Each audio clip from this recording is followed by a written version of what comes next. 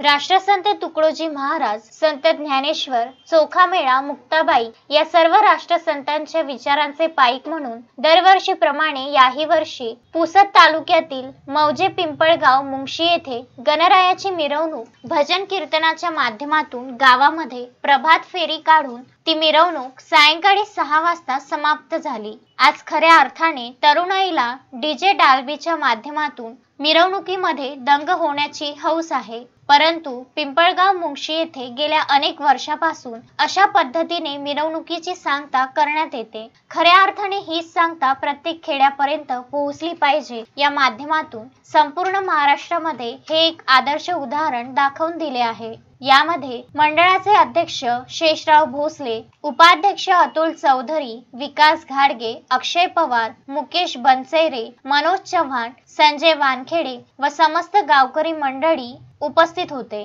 Praful Joshi, Vidarbha news, Pusad.